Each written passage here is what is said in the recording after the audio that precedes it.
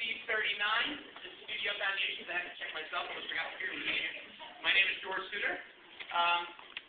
Real quick, my contact information is school number 383-1800, and my extension is 6692.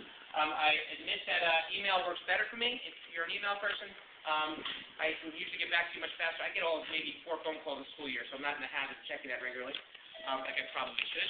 With regards to the beginning of 9th period, you should all be in your child's 9th period class.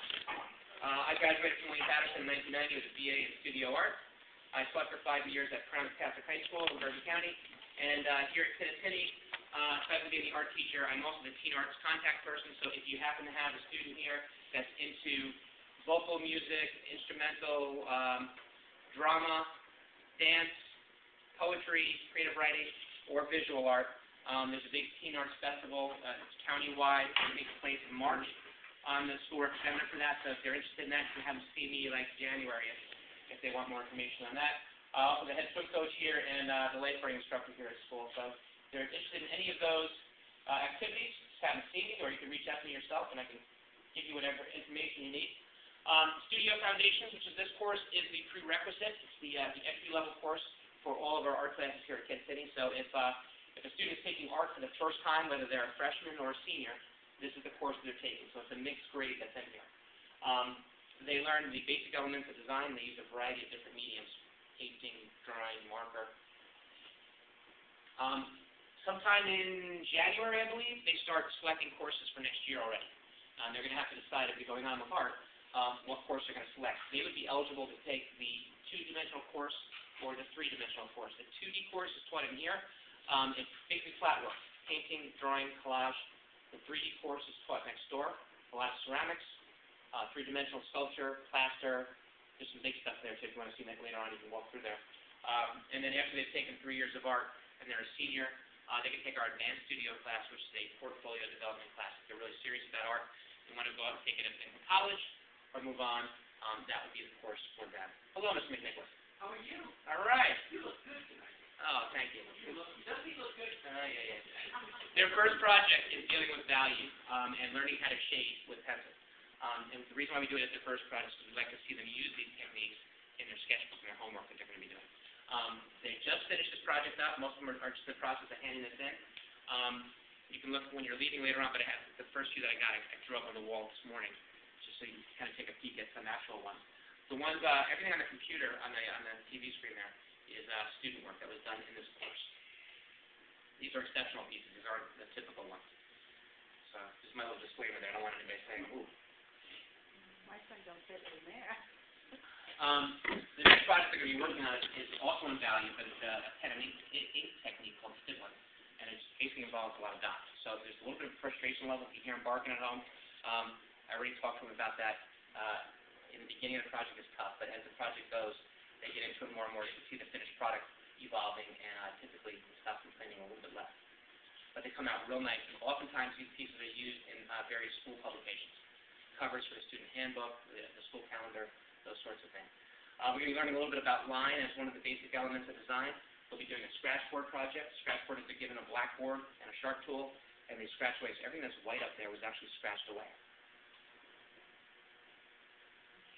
Right? Yeah. They'll be learning a little bit of a unit on color theory, and after they learn about that, they're going to be completing an acrylic painting. Using complementary colors. Complementary colors are colors that are opposite each other on the color wheel. So it's basically 2 colors with black and white, or any combination of those. So this one, for example, is blue and orange, as is this one. So it's a limited palette. They can't just use whatever colors they want. They'll be learning about how to create the illusion of depth in a composition. They're using a technique called one-point perspective, which is a linear perspective, and also atmospheric perspective, which is a coloring technique to create the illusion of depth. These are done in colored pencil. We are going to do a sculpture project closer to the end of the year. I try to do a different one each year. This year, I believe we're going to be learning a lesson on Gothic architecture and the use of gargoyles in the cathedrals. And they're going to be creating their own gargoyle out of air-dry clay. They will also be learning about how to draw individual facial features and then the typical human proportions, so they can learn how to draw portraits more accurately. And after they've done those warm-up lessons, they will be creating a self-portrait of themselves. We have an art history unit. Each kid basically selects a time period out of a hat. They research that time period. They select a piece to represent that time period and do a reproduction using oil pastels. When that's all said and done, they get up in front of the class, they hold their piece up, we do it in chronological order, and they tell us a little bit about the time period that they selected, and they show us their artwork. So they're kind of teaching the class about their time period. So these are all student reproductions of famous pieces of artwork.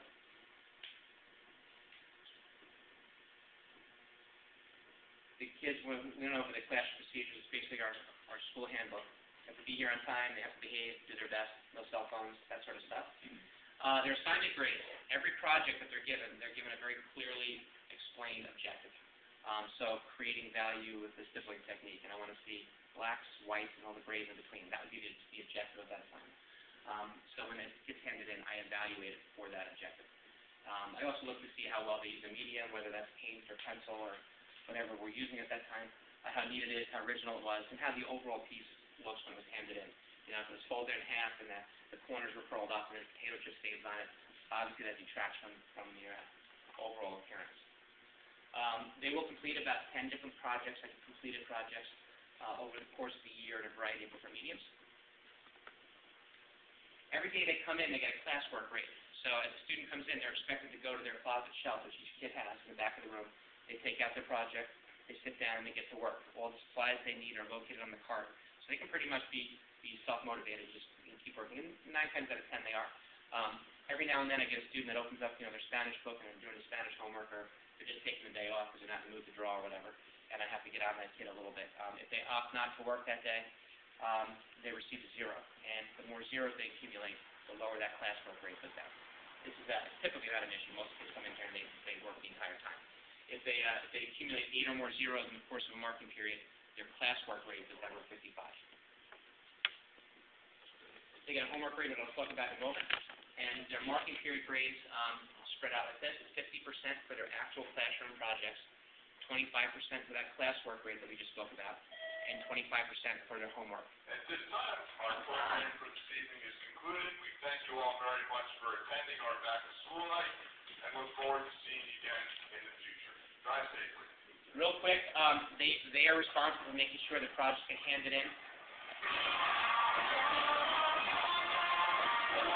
They're responsible for getting their projects handed in with their name on it. I hold on to their projects for the bulk of the school year. So if you don't see stuff coming home regularly, don't be nervous. I hold on to them so that I have it for art shows, for school publications, and that sort of thing. And then they get it back at the beginning of June.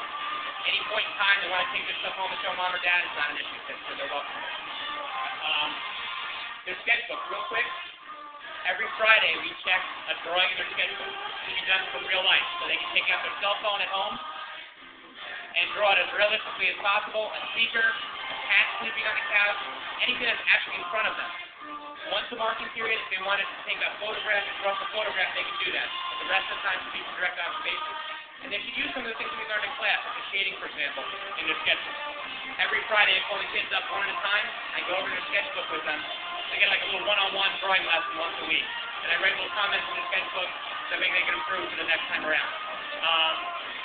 They are allowed to be 1 week behind in their sketchbook. If something happens where they can't get it done by Friday, they can show me 2 the following week. And if the following week they forget, that first one becomes a permanent 0. So there is a 1 week grace period for that thing. You get all that?